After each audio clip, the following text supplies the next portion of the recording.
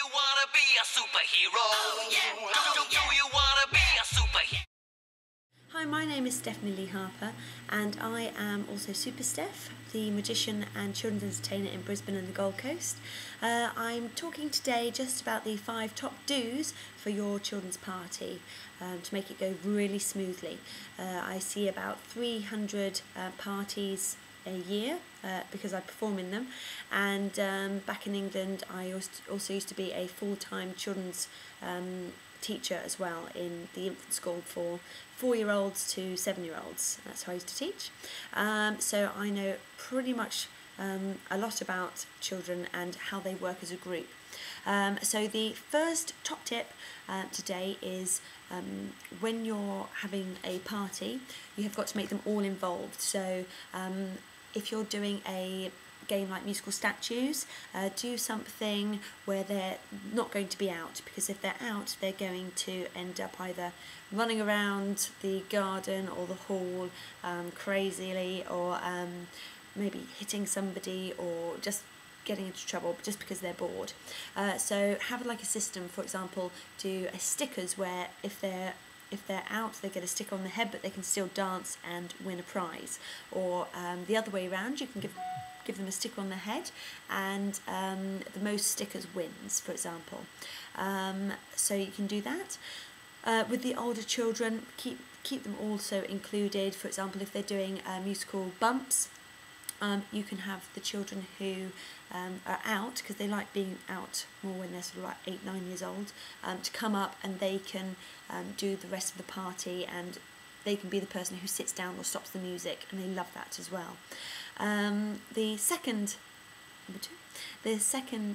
top tip is to make sure that the games that you play fit the space that you're using. For example, I saw a lady once, lovely lady, do treasure hunt in her house, and she couldn't understand why the children were in her knicker drawer. So please make sure that that your game fits the space. That's also to do with the running games as well. Make sure that there's nothing outside, like in the gardens we have barbecues and furniture that they can run into. So make sure it's really sort of safety, and all the wires are kept out the way, and furniture's tucked in if they're playing any of those types of games. Excuse me, probably a booking. If you're doing parties, for example hide and seek, with 4-year-olds or 5-year-olds, you'll need to set boundaries. So sort of say from this tree to this slide, you can go and hide in that area. Otherwise the game may not fit the space and they may just run off, and you're responsible for all those children going and running around in a massive park.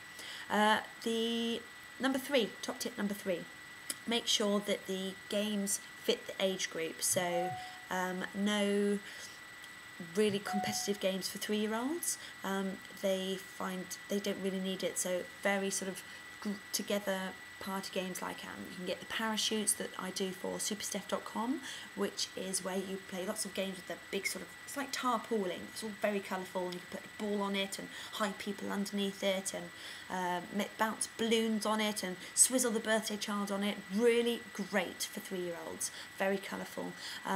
You can also do lots of musical instruments for 3-year-olds as well. Anything where they're interacting, and you'll also need sort of some adult help. So the parents love, at 3 years old, they're always in, the parents playing games with their children anyway, which is great.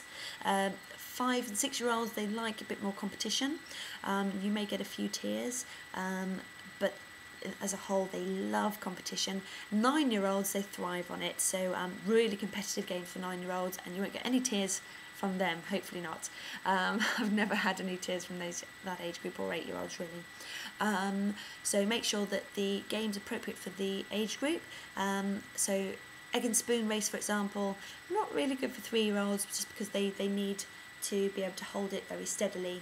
So make sure that it's achievable for the age group. Number 4, explain over and over again to the children. So explain everything twice. For example, if you're playing musical statues, say the rules twice in a different way. So every time I press the music, you must sit on your bottoms. 1. Okay. Next one.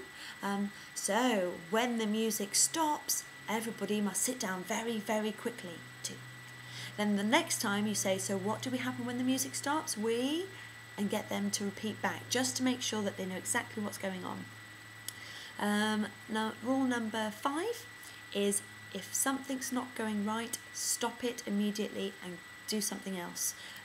Don't think, if it's, for example, musical statues for 3-year-olds, which just wouldn't work, they just don't know, they don't understand about standing still enough, then you might think, oh my goodness, I've got to wait to the end of the song and pick somebody. Just stop it. They'll be happier for it, you'll be happier for it, and so will the parents that are in the party as well. So that's it. That's my top 5 tips. My sixth tip is if you really want it to go really smoothly, get a children's entertainer or me, a magician, or the Brisbane superheroes as well. They're superheroes that come out dressed as different cartoon characters and film characters and do the party games for you. That's just a lot easier than doing it yourself. It's not. You'll love it. So yes. Also there's my website on this side or this side. I don't know where YouTube puts it. I'll try and put it down here as well.